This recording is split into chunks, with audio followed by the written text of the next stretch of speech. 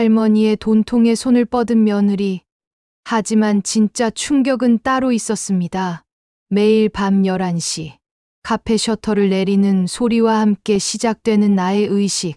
지갑 속 낡은 통장을 꺼내는 순간 내 심장은 조금씩 안정을 찾곤 했어요. 30년간 한 푼, 두 푼 모아온 적금. 잔고 확인할 때마다 올라가는 숫자들이 내게는 마지막 희망이었거든요. 2,847만 원.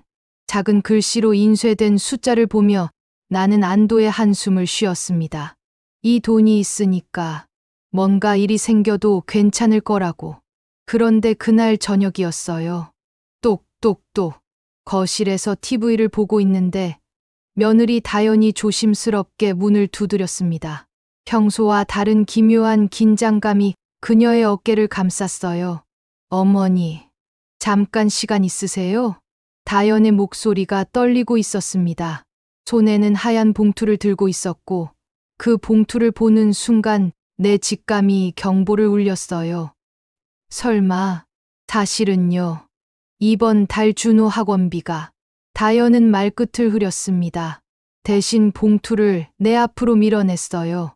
그 순간 내 손이 미세하게 떨렸습니다. 또다시 지난 3개월 동안 벌써 4번째였거든요.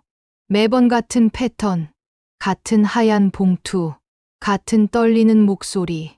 아이가 영어 학원을 그만두면 친구들한테 뒤처질까봐. 다연의 눈가에 눈물이 맺혔습니다. 그런데 이상했어요. 그 눈물이 진짜인지 가짜인지 분간이 안 갔거든요. 내 머릿속에는 손자 준호의 얼굴이 떠올랐습니다. 8살 아이가 할머니, 나 영어 못해서 창피해요 라고 했던 그 순간이. 결국 나는 일어났어요. 침실로 들어가 옷장 깊숙한 곳에 숨겨둔 비상금 봉투를 꺼냈습니다. 50만 원. 이번 달 카페 매출의 절반이었어요. 어머니, 정말 죄송해요. 다음 달에는 꼭 갚을게요. 다연이 돈을 받으며 연신 고개를 숙였습니다. 그런데 그 순간 나는 이상한 걸 발견했어요. 다연의 손목에 반짝이는 새 시계가 채워져 있었거든요. 이 시계. 분명 며칠 전까지만 해도 없던 시계였는데. 다연아, 그 시계 새로 산 거야? 순간 다연의 표정이 굳었습니다. 아, 이거요? 친구가 안 쓰는 거 준 거예요. 가짜 시계라. 그런데 내 눈에는 시계 옆면에 선명하게 새겨진 로고가 보였어요. 명품 브랜드의 그 로고가. 그날 밤 나는 잠을 이룰 수 없었습니다. 며느리의 눈물과 손목의 시계. 이 두 이미지가 계속 교차하며 내 머릿속을 어지럽혔거든요. 설마 그런 건 아니겠지? 하지만 의심의 씨앗은 이미 내 마음에 단단히 뿌리를 내렸습니다. 다음 날 아침, 나는 몰래 다연의 방문 틈으로 들여다봤어요. 그녀는 전화 통화를 하고 있었습니다. 응, 또 50만 원 뽑았어. 시어머니 완전 호구네. 이렇게 쉬울 줄 몰랐어. 그 순간 내 세상이 무너졌습니다. 하지만 진짜 충격은 그 통화의 다음 내용이었어요. 아, 그리고 말이야. 시어머니 적금 통장 비밀번호 알아냈어. 이제 본격적으로. 전화기 너머로 들리는 남자 목소리. 그 목소리의 주인을 알아챈 순간 나는 그 자리에서 주저앉을 뻔했습니다. 그 목소리는 바로 내 아들이었거든요. 성형외과 예약 문자가 내 핸드폰으로. 며느리의 충격적인 진실이 드러나기 시작했습니다. 그날 이후 3일, 나는 마치 좀비처럼 살았어요. 카페 일을 하면서도 머릿속에는 온통 며느리와 아들의 그 통화 내용만 맴돌았거든요. 시어머니 완전 호구네. 그 한마디가 내 가슴을 계속 후벼 팠습니다. 오후 2시쯤이었을까요? 카페에 손님이 뜸해지는 시간대에 갑자기 내 휴대폰이 요란하게 울렸어요. 띵동. 메시지 알림음과 함께 화면에 뜬 발신번호를 보는 순간 나는 눈을 의심했습니다. 1588. 병원 번호였거든요. 김다연님, 성형외과 코성형 상담 예약이 확정되었습니다. 예약 일시 3월 15일 오후 2시. 상담비 50만 원 결제 완료. 50만 원. 정확히 내가 며느리에게 준 돈과 똑같은 금액이었어요. 그리고 예약 날짜 3월 15일. 바로 내가 다연에게 돈을 건넨 그 다음 날이었거든요. 손에 들고 있던 커피잔이 바닥에 떨어졌습니다.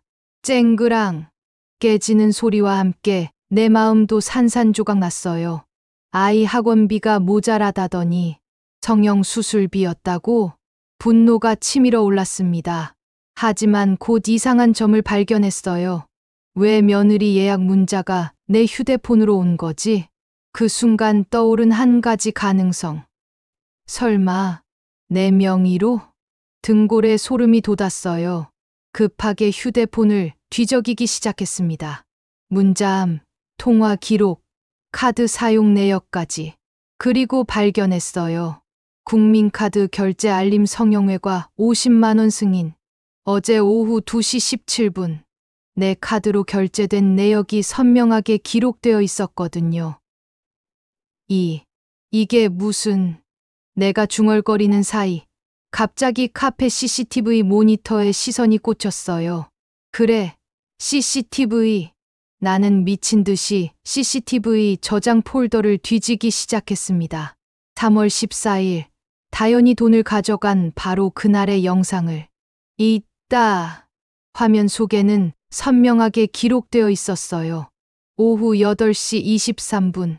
하얀 봉투를 손에 쥔 다연이 카페 앞으로 나서는 모습. 8시 25분. 길가에서 택시를 잡는 다연. 그리고 8시 27분. 택시 뒷좌석에 앉은 다연이 누군가와 통화하는 장면까지. CCTV 화질이 선명해서 다연의 입모양까지 읽을 수 있었어요. 오빠, 돈 받았어. 내일 바로 병원 가면 돼. 오빠, 내 아들을 오빠라고 부르는 다연. 그 순간 머리가 핑 돌았어요. 시선을 돌려 택시 번호판을 확인했습니다. 서울 73바. 나는 곧바로 그 택시 회사로 전화를 걸었어요. 안녕하세요. 3월 14일 오후 8시 27분경 우리 카페 앞에서 손님을 태운 기사님께 연락 좀. 아, 그날 기억나네요. 젊은 여자 손님이셨는데 강남 성형외과까지 가달라고 하셨거든요. 그런데 중간에 통화하시더라고요. 오빠, 카드 미리 결제해줘서 고마워라고. 미리 결제. 모든 퍼즐이 맞춰지기 시작했어요. 아들이 미리 내 카드로 성형비를 결제해두고 다연은 나한테서 받은 돈으로 추가 비용을 충당한 거였어요. 완벽한 계획이었죠. 그런데 한 가지 실수를 했어요. 예약 확인 문자를 내 번호로 설정해둔 것. 나는 떨리는 손으로 다시 한번 문자를 확인했습니다. 그리고 그 아래 새로운 메시지가 또 와 있었어요. 김다연님, 정형외과 가슴 성형 상담 예약 확정. 예약 일시 3월 22일. 상담비 100만 원. 이번엔 더 큰 금액이었어요. 손가락 끝이 파르르 떨렸습니다. 이제 알겠어요. 이들의 계획이 내 적금 2,847만 원. 그들이 노리는 진짜 목표였던 거예요. 하지만 나는 아직 몰랐어요. 이 모든 게 사실은 더 큰 계획의 일부에 불과하다는 걸. 휴대폰이 다시 울렸습니다. 이번엔 다연이었어요. 어머니, 혹시 지금 시간 되세요? 급한 얘기가 있어서. 전화 너머 다연의 목소리에는 평소와 다른 긴박함이 배어 있었어요. 그리고 배경으로 들리는 남자 목소리. 빨리 해. 시간 없어. 내 아들의 목소리였습니다. 그날 밤 나는 아들 현수의 집 현관문을 두드렸습니다. 똑똑똑. 문을 연 건 손자 준호였어요. 할머니. 아이의 밝은 목소리 뒤로 보이는 거실 풍경에 나는 말을 잃었습니다. 테이블 위에는 컵라면 용기 3개가 나뒹굴고 있었고 주방 싱크대에는 며칠치 그릇들이 산더미처럼 쌓여 있었어요. 준호야, 저녁 뭐 먹었어? 라면이요. 엄마가 아파서 내가 50만 원을 건넨 그날부터 계속 라면만 먹고 있었던 거예요. 침실 문을 열자 다연이 얼굴에 하얀 거즈를 붙인 채 침대에 누워 있었습니다. 코 성형 수술 후 붓기, 방지용 테이프까지 선명하게 보였어요. 학원비라며 받은 돈 어디에 썼는지 말해봐라. 내 목소리는 떨렸지만 단호했습니다. 다연은 눈을 피하며 대꾸했어요. 어머니, 저도 여자예요. 자신감을 되찾고 싶었어요. 그 순간 분노가 폭발했습니다.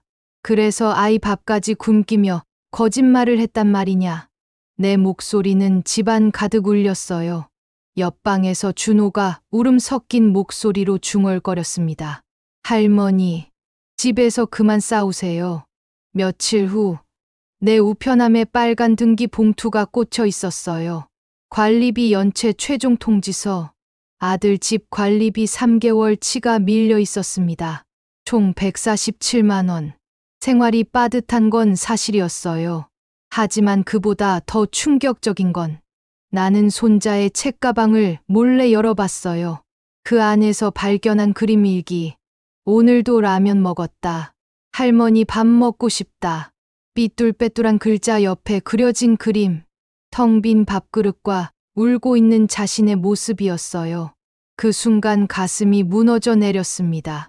아이의 웃음 뒤에 감춰진 굶주림과 외로움이 내 눈앞에 선명하게 드러났거든요.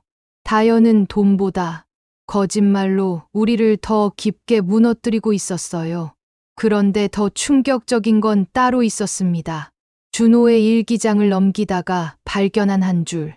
아빠가 엄마한테 할머니 돈 더 뜯어내라고 했다.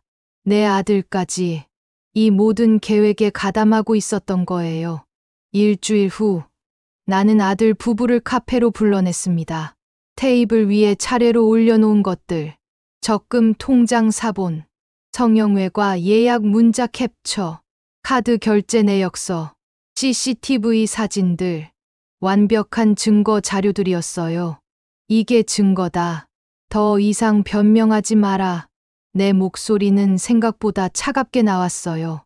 손자를 핑계로 내 적금을 건드린 건 이번이 마지막이다. 다음엔 경찰에 바로 신고할 거다. 다연은 바닥에 무릎을 꿇고 울기 시작했습니다. 어머니, 죄송해요. 진짜 죄송해요.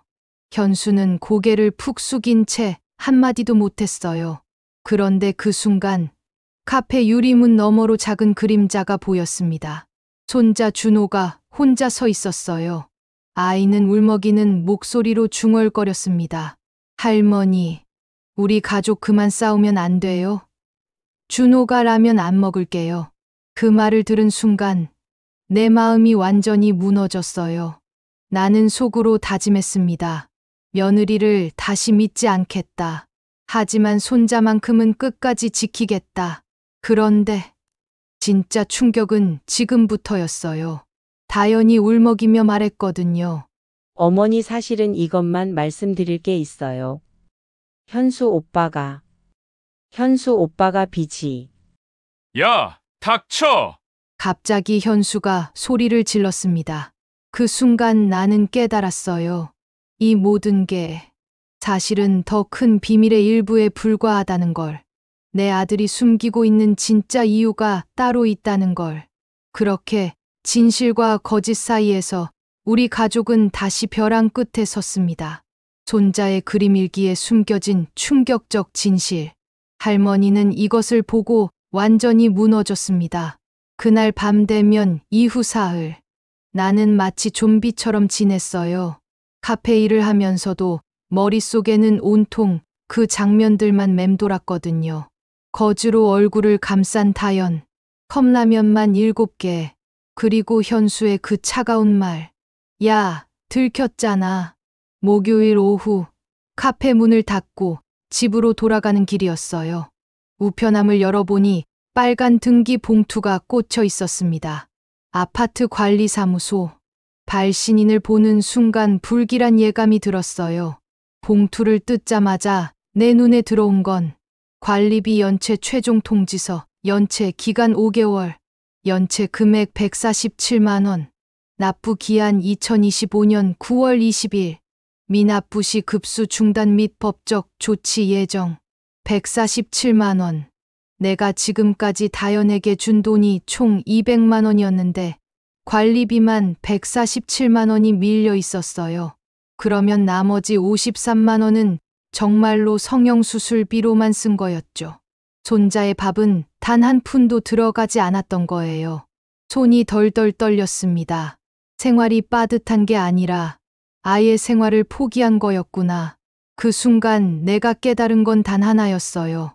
다연은 돈보다 거짓말로 우리 가족을 더 깊게 무너뜨리고 있다는 사실이었어요.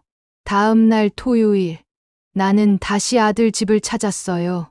이번엔 다른 목적으로 손자를 보러 온 거였거든요. 할머니, 문을 열어준 준호의 얼굴이 평소보다 더 야위어 보였어요. 볼이 쏙 들어가고 눈 밑에 다크서클까지 생겨 있었어요. 준호야, 엄마 아빠는? 엄마는 또 병원 가고 아빠는 일 나갔어요. 토요일인데도 아이는 혼자 집을 지키고 있었어요. 할머니가 맛있는 거 해줄게. 뭐 먹고 싶어? 진짜요? 할머니 밥? 준호의 눈이 반짝였어요. 그 모습을 보니 가슴이 찢어질 것 같았어요. 냉장고를 열어보니 역시나 텅 비어 있었어요. 근처 마트에서 재료를 사와서 된장찌개와 계란 후라이, 김치볶음밥을 만들어줬어요. 할머니 이거 진짜 맛있어요. 준호가 눈물을 글썽이며 밥을 먹는 모습에 나도 모르게 눈물이 났어요. 밥을 다 먹은 후 준호가 자기 방으로 저를 이끌었어요. 할머니, 저 그림 잘 그리죠? 벽에 붙어 있는 그림들을 자랑스럽게 가리키는 준호. 하지만 내 시선은 책상 위에 놓인 그림 일기장에 고정되어 있었어요. 준호야, 할머니가 화장실 좀. 아이가 거실로 나간 사이 나는 조심스럽게 그림 일기장을 펼쳤어요. 3월 10일. 오늘도 라면 먹었다. 할머니 밥 먹고 싶다. 삐뚤빼뚤한 글씨 옆에 그려진 그림. 텅 빈 밥그릇을 들고 우는 아이의 모습이었어요. 3월 12일. 엄마가 또 아프다고 한다. 아빠는 화내고 나는 배고프다. 그림에는 침대에 누워있는 엄마와 소리치는 아빠, 그리고 구석에서 웅크리고 있는 자신이 그려져 있었어요. 3월 15일. 할머니한테 전화하고 싶다. 하지만 엄마가 하지 말라고 했다. 3월 17일. 친구들은 엄마가 도시락 싸준다. 나는 왜 늘 라면일까? 페이지를 넘길 때마다 가슴이 찢어지는 것 같았어요. 그런데 마지막 페이지에서 발견한 그림 일기는 3월 19일. 아빠가 엄마한테 할머니 돈 더 뜯어내라고 했다. 뜯어낸다는 게 뭘까? 무서워서 울었다.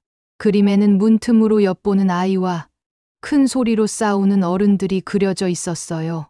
그 순간 내 세상이 완전히 무너졌습니다.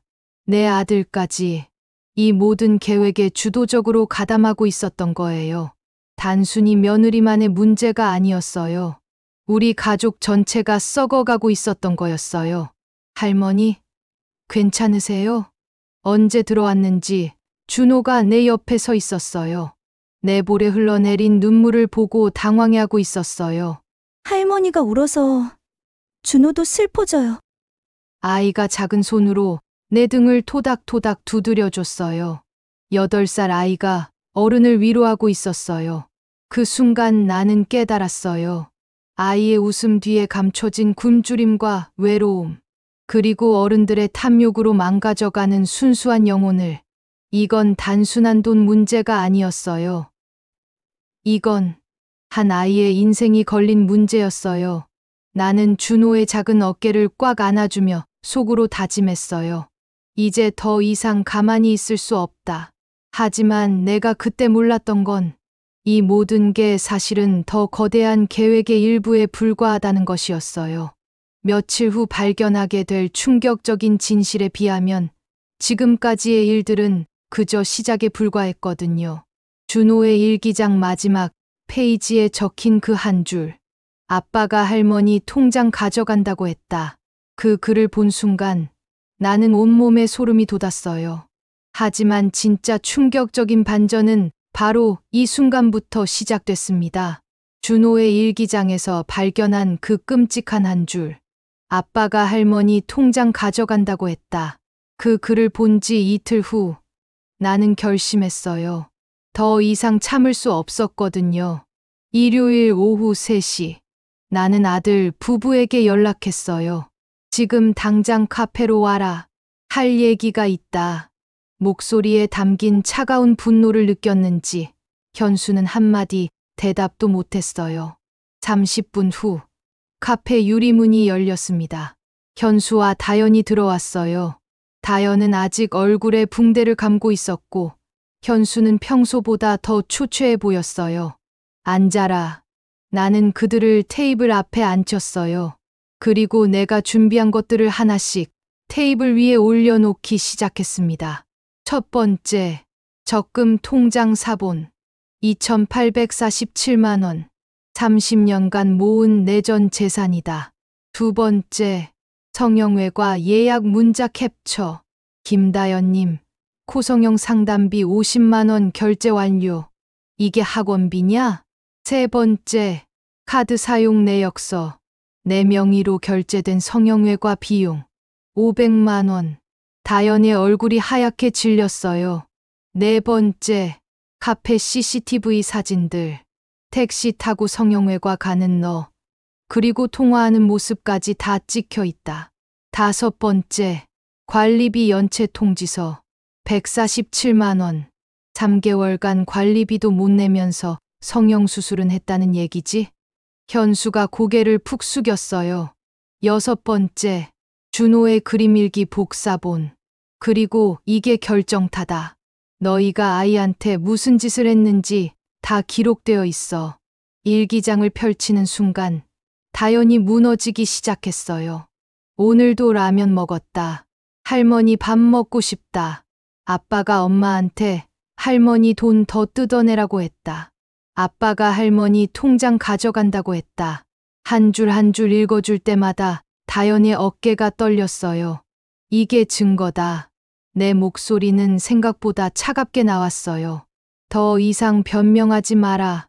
손자를 핑계로 내 적금을 건드린 건 이번이 마지막이다. 그 순간 다연이 의자에서 바닥으로 무릎을 꿇었어요. 어머니, 죄송해요. 정말 죄송해요. 붕대로 감싼 얼굴 사이로 눈물이 줄줄 흘러내렸어요. 어머니, 저희가 잘못했어요. 용서해 주세요. 현수도 고개를 깊이 숙인 채 한마디도 못했어요. 용서? 손자 굶겨가며 성형수술 받은 걸 용서하라고? 내 목소리가 점점 커졌어요. 8살 아이가 일주일째 라면만 먹고 있는데 너희는 50만 원짜리 코 수술을 받았다고? 다음엔 경찰에 바로 신고할 거다. 그 말을 듣는 순간 현수가 갑자기 고개를 들었어요. 엄마, 경찰은 왜 무서우냐? 그럼 애초에 하지 말았어야지. 그때였어요. 카페 유리문 너머로 작은 그림자가 보였어요. 손자 준호가 혼자 서 있었거든요. 아이는 언제부터 거기 있었던 걸까요? 우리 대화를 다 들었을까요? 준호가 조심스럽게 문을 열고 들어왔어요. 할머니, 울음 섞인 목소리였어요. 할머니, 우리 가족 그만 싸우면 안 돼요. 그 순간 내 마음이 완전히 무너졌어요. 준호가 라면 안 먹을게요. 그러니까 그만 싸워요. 8살 아이가 어른들의 잘못을 자기 탓으로 돌리고 있었어요. 나는 준호를 꽉 안아줬어요. 준호야, 이건 할머니랑 엄마, 아빠 문제야. 내 잘못이 아니야. 그리고 다시 아들 부부를 바라봤어요. 봐라. 너희가 이 아이한테 무슨 짓을 했는지. 나는 속으로 다짐했어요. 며느리를 다시 믿지 않겠다. 하지만 손자만큼은 끝까지 지키겠다. 그런데 그 순간 예상치 못한 일이 벌어졌어요. 현수가 갑자기 일어나더니 소리쳤거든요. 그만해. 이제 그만하라고. 나는 깜짝 놀랐어요. 아들이 내게 이런 식으로 소리친 적은 한 번도 없었거든요. 현수야, 너 지금 뭐 하는 거냐? 엄마도 이제 그만해. 우리도 할 말이 있어. 현수의 눈에 이상한 빛이 보였어요. 절망인지 분노인지 알 수 없는. 사실은 엄마도 몰랐던 게 있어요.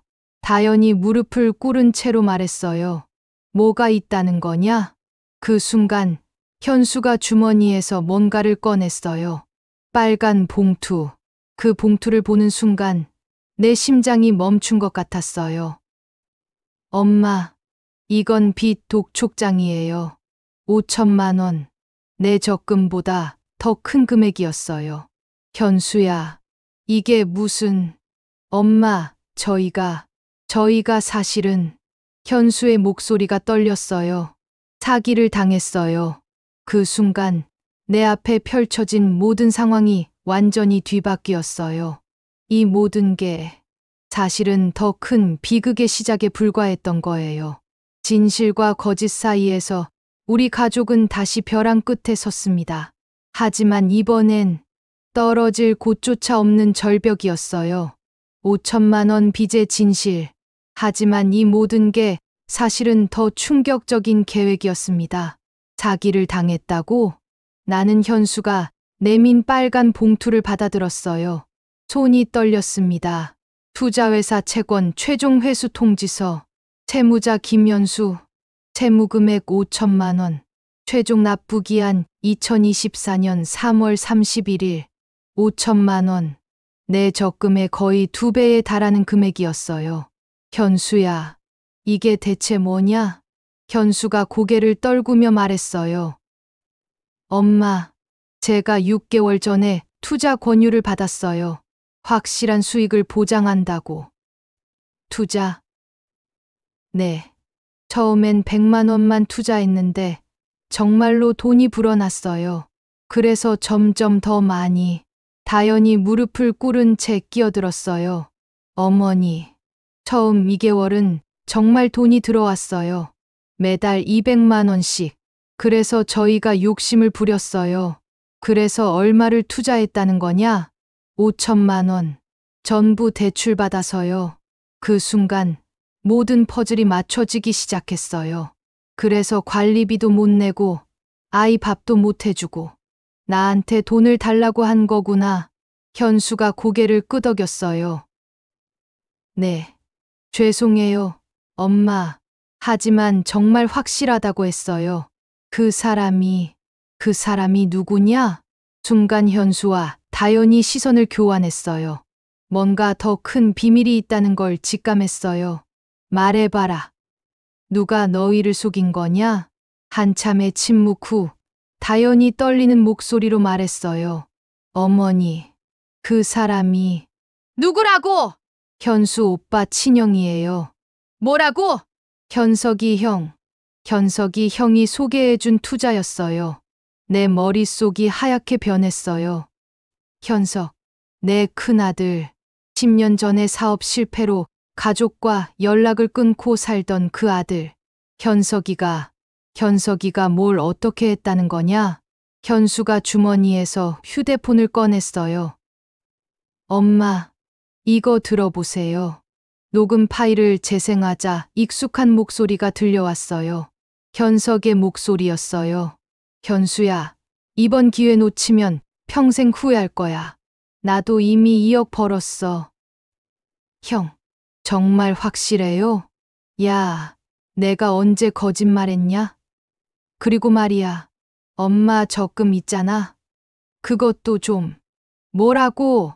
녹음이 계속 이어졌어요. 현수야, 엄마한테 바로 말하면 안 줄 거야. 며느리가 돈이 필요한 상황을 만들어. 성형수술이든 뭐든. 형, 그건 너무. 야, 어차피 돈 벌어서 갚을 건데 뭐가 문제야? 엄마 적금 2,800만 원이면 우리 빚 다 갚고도 남아. 모든 진실이 드러났어요. 성형외과 문자도, 학원비 거짓말도, 심지어 내 카드로 결제한 것까지. 전부 현석이 짠 각본이었던 거예요. 나는 주저앉았어요. 그럼 너희도 속은 거였다고? 다연이 눈물을 흘리며 고개를 끄덕였어요. 어머니, 저희도 몰랐어요. 형님이 정말 투자 성공한 줄 알았어요. 그래서 내 적금까지 노린 거냐? 현수가 대답했어요. 네, 죄송해요. 하지만 엄마, 더 큰 문제가 있어요. 더 큰 문제?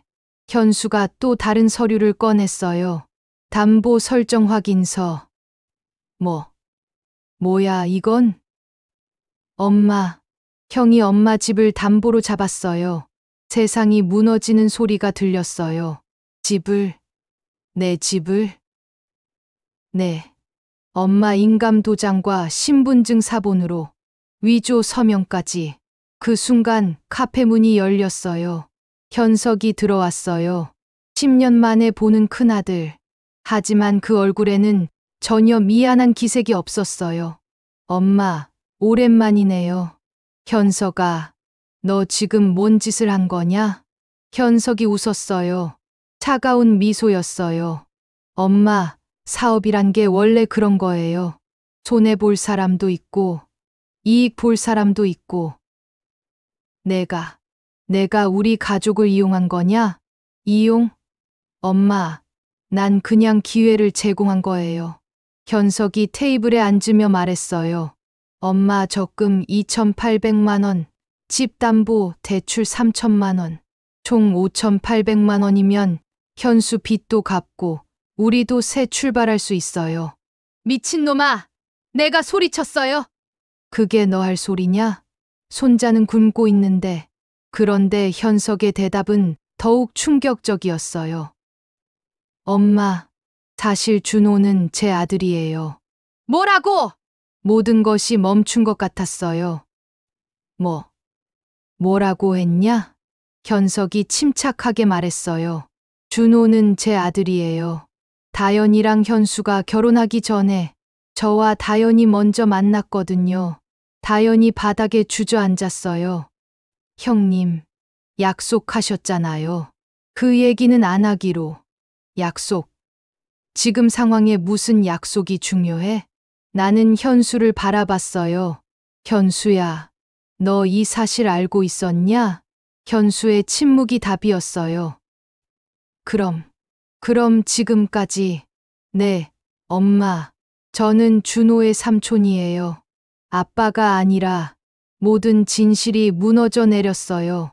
준호를 위해 돈을 줬다고 생각했는데 사실은 현석의 아들이었고 성형수술도 투자 사기도 집 담보까지 전부 현석이 10년 동안 계획한 일이었던 거예요. 그때 갑자기 준호가 카페 안쪽에서 나타났어요. 할머니, 무슨 얘기예요? 아이가 언제부터 듣고 있었는지 모르겠지만 그 순진한 눈빛을 보는 순간 나는 결심했어요. 준호야, 이리 와. 준호를 품에 안고 현석을 바라봤어요. 현석아, 내가 준호의 친아빠든 아니든 이 아이만큼은 내가 지킬 거다. 나는 가방에서 뭔가를 꺼냈어요. 녹음기였어요. 너희 대화 다 녹음했다. 사기, 문서 위조, 아동 방치. 경찰에 신고할 증거는 충분해. 현석의 표정이 변했어요. 엄마, 설마. 그래, 이미 신고했다. 그 순간 카페 밖에서 사이렌 소리가 들렸어요. 경찰차 2대가 카페 앞에 멈춰섰어요. 현석아, 너는 감옥에 가게 될 거야. 하지만 준호는 내가 키울 거다. 현석이 체포되어 나가면서 소리쳤어요. 엄마, 후회하실 거예요. 하지만 나는 흔들리지 않았어요. 3개월 후, 카페는 문을 닫았어요. 집도 일부 담보로 잡혀서 작은 전셋집으로 이사했고요. 하지만 준호와 단둘이 사는 지금이 그 어느 때보다 행복해요. 할머니, 오늘 급식 너무 맛있었어요. 그래? 우리 준호 많이 먹었구나. 현수와 다연은 이혼했어요. 현수는 다른 지역으로 이사 갔고 다연은 가끔 준호를 보러 와요. 물론 처음엔 어색했지만 이제는 그냥 준호를 사랑하는 사람들로 지내고 있어요. 할머니, 사랑해요.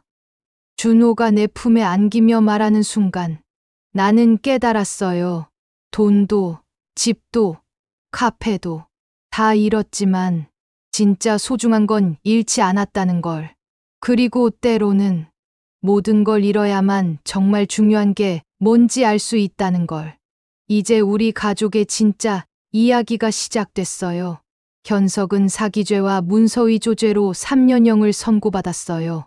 피해 금액 일부는 회수됐지만 대부분은 돌아오지 못했어요. 하지만 준호는 이제 매일 할머니 손잡고 학교에 가고 집에 오면 따뜻한 밥을 먹어요. 그게 가장 중요한 거 아닐까요?